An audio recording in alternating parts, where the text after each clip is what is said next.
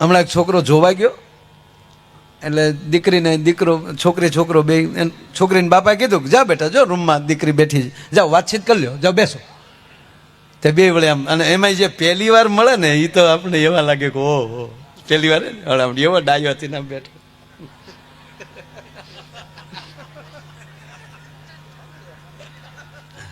બેન ને તો એમ જ થાય કે આ મર્યાદા રામ આની પહેલી જ શીખ્યા લાગે. આવો ડાયો થઈને બેઠો, અને સામે એમ જ હોય.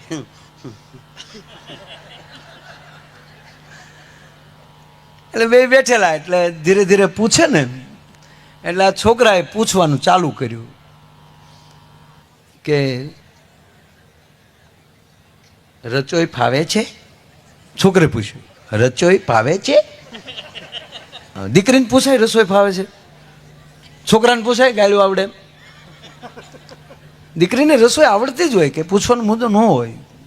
રસોઈ ફાવે છે? એટલે દીકરી કીધું હા, પણ આ દોઢો હાવ જોઈ લેવાય, વાત કરી લેવાય, વ્યવહાર કરી નખાય આ સમયમાં બેટી બચાવો અભિયાનમાં. બાકી ઘણા 45 પગ્યા નથી થયા હજી. હા, અમારે એક જણો હતો, એટલે કે કીધું કે હું ગ્રેજ્યુએટ છું તો કમસે કમ મારે ગ્રેજ્યુએશન વાળા તો જોવે ને, નહીંતર મારે કવિતાઓને કોણ સમજી શકે? પાછો તાજો કવિ થઈ ગયેલો, મારી કવિતા અને મારા મર્મોને સમજનાર તો જોવે ને. એવું ગોતવા માર્યો ને તો 35 વર્ષે પગ્યો. પછી કીધું 12 પાસ છે તોય ચાલ છે. એ વરસ ગોચ્યું તો એ ન મળ્યું. પછી કીધું અક્ષર જ્ઞાન આપણે આપશું.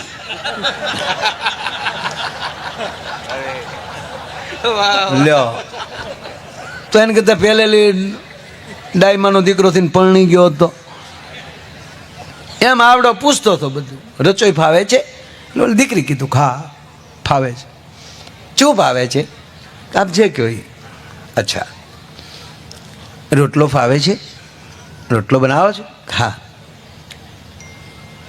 રોટલો, લાપસી, દાળ ભાત, ખીચડી, આ એટલી વસ્તુ કહી દે ને એને બધું આવડતું હોય. જે દીકરીને લાપસી બનાવતા આવડતું હોય, જે દીકરીને રોટલો બનાવતા આવડે, આ બે રસોઈ એવી છે કે ચોપડીમાં વાંચીને તમે ન બનાવી શકો, ટીવીમાં જોઈને ન બનાવી શકો. એ તો જેની માને આવડતું હોય ને એની દીકરીને આવડે. હા, રોટલો બનાવે તો બાપા રાજસ્થાનના શિલ્પકારની તાકાત નથી કેવી આમ ભાત પાડીએ કે હાથમાં વીટીને વેઢ પહેરે ને એની આમ ભાત પડતી જાય રોટલા ઉપર, ત્રાંબાના પતરા જેવો પડ, ભાંગવાનું મન ન થાય. અને આ ઘરે રોટલાને ચોપડો, ત્રીજા ઘરે ખબર પડે કોકના ઘરે રોટલો ચોપડાનો. હા, અમુક બહેનો ગામડામાં આવ્યા હતા રોટલા શીખવા, શહેરના બહેનો કે અમારે રોટલા શીખવા છે. આપણી બહેનો કે તો વયું આ આવો. ત્યારે બેઠા ચૂલા હતા, આપી કાથરોટ કે આમાં નાખો પાણી, નાખો મીઠું, નાખો લોટ, એને આવી રીતે મહળો, ગોળ પીંડો કરો. ગોળ પીંડો કર્યો. પછી કીધું કે ટ્રેક્ટરના પૈડા જેવું કરો. તે બાવી પાસે ટ્રેક્ટર નહોતો જોયા, પાછા ગામમાં લાવ્યો, આ ટ્રેક્ટર, આ પૈડા.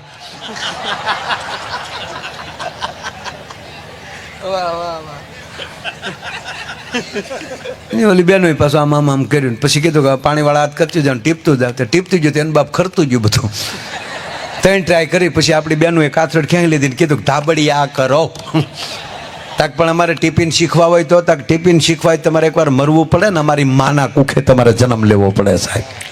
આ તાકાત છે. હા, એટલે આ દીકરીએ કીધું બધું આવડે છે, ચરચ. હવે ન્યાલિયા પાછો વળે તો વાંધો નહીં, પાછો ચાલુ થયું.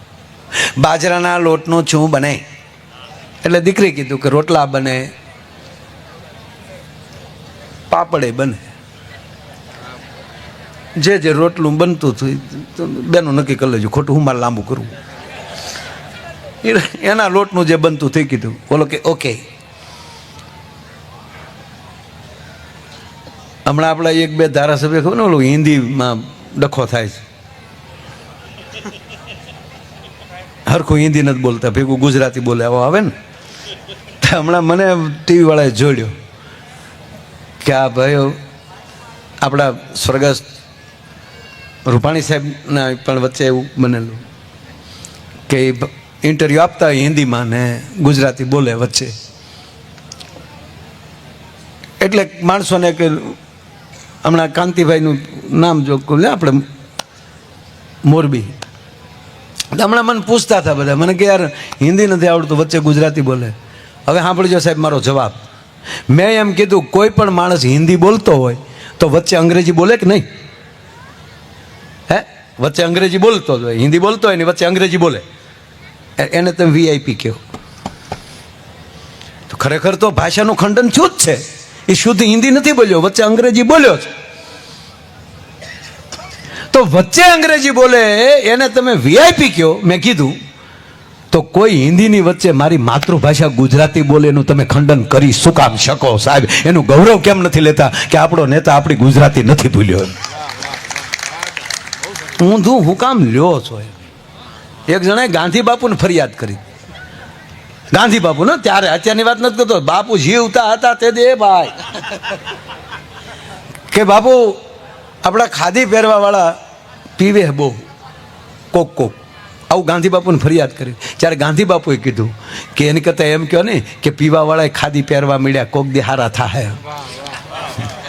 સાહેબ આ ગાંધી બાપુ, એમાં ગાંધી બાપુ ને વલ્લભભાઈ બધા બેઠેલા, સરદાર વલ્લભભાઈ પટેલ. અને હા હકીકતની વાત કરું સાહેબ, ગાંધી બાપુને વાંચજો, મજા આવે. હળવી વાંચવાની, ઓલી ગહન વાતોમાં તમારે પછી વાંચજો, પણ હા હળવી પલું.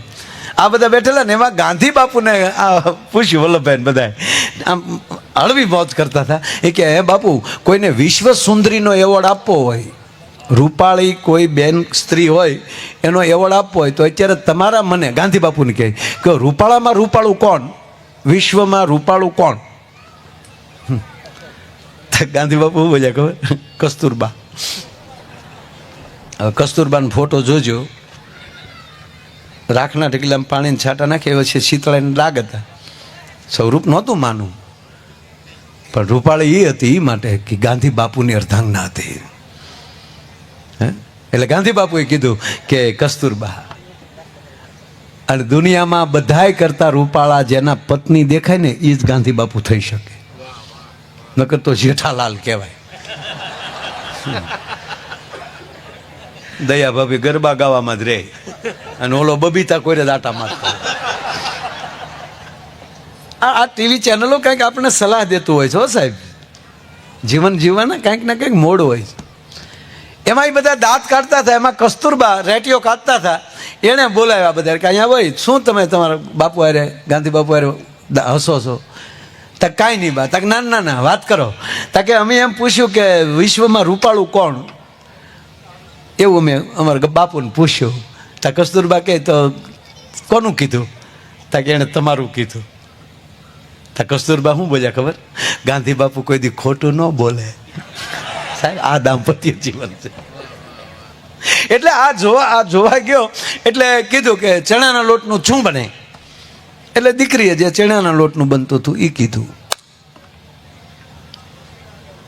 ઓકે,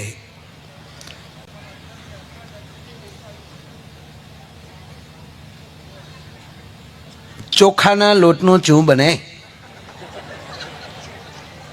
દીકરી કીધું એને પાપડ બને, શીરો બને. પણ દીકરીને એમ થયું કે આ વ્યવહાર કરવા આવ્યો કે આને હોટલ કરવી હે ને? હા, એટલું બધું પૂછે શું કામ? હવે ન્યાલી પાછો વળે તોય વાંધો નહીં, પણ આ તાજો સુધરેલો પાછું પૂછ્યું કે માની લ્યો કે આપણા ઘરે મહેમાન આવ્યા હોય તો તમે શું કરો? એટલે દીકરી કીધું કે ચાનો ટાઈમ હોય તો ચા પાવ, જમવાનો સમય હોય તો જમાડું. જમવાનો જ સમય છે તો જમાડું. આપણા ઘરમાં લોટ ન હોય તો શું કરો? તાકે ગાયે ગા મહેમાનને ખબર ન પડે એમ દળી નાખું. ઘરમાં બાજરો ન હોય તો, અનાજ ન હોય તો તમે શું કરો? તાકે તમને મહેમાનને ખબર ન પડે એમ વાટકી વ્યવહાર કરી પાડોશીમાંથી ઊંચીનું લઈ લઉં, પણ મહેમાનને ભૂખ્યા ન જવા દો. આપણે પાડોશી સાથે સારા સંબંધ ન હોય તો તમે શું કરાવો? એ કે તમને મહેમાનને ખબર ન પડે એમ દુકાનેથી લઈ આવવું. આપણા ઘરમાં એક પણ રૂપિયો ન હોય તો તમે શું કરાવો? ઉધારે લઈ આવવું. આપણો વ્યવહાર જ ન હોય તો તમે શું કરાવો? તક મારા બાપે જે ઘરેણા આપ્યા ને એ વેચી નાખું પણ મહેમાનને ભૂખ્યા ન જવા દો. તમારા ઘર એમ ગળામાં એક પણ ઘરેણું ન રહ્યું હોય તો તમે શું કરો? દીકરી કે હું વાસણ વેચી નાખું બાકી મહેમાનને ભૂખ્યા ન જવા દઉં. આપણા ઘરમાં ઠીકરાના વાસણ સિવાય બીજું કાંઈ ન હોય તો શું કરો? એટલું બોલ્યું તો બાઈએ 3 ફડાકા માર્યા. નીકળે લુખા બાદ નીકળ. તો હું તારા ઘરમાં આવીને મારે એરું પકડવા? તારા બાપ તારા ઘરમાં લોટ ન હોય, તારા ઘરમાં પૈસા ન હોય, મારા ઉપર ઘરેણું ન રહેવા દે, ઘરમાં ઠીકરાના વાસણ સિવાય ન હોય, પાડોએ હારા સંબંધ ન હોય તો તારું ઘર માંડે કોણ? ભોજ્યો ભાઈ નીકાળ. બહાર આવીને એને બાપાને કીધું કે ઇન્ટરિયા લીધા વગેરે આવા લુખાવને ન આવવા દેવા. ચૂ કરો તારા બાપના સાઈજા લો ઊભી ઊભી. વાહ વાહ વાહ વાહ વાહ, બહુ જ છે.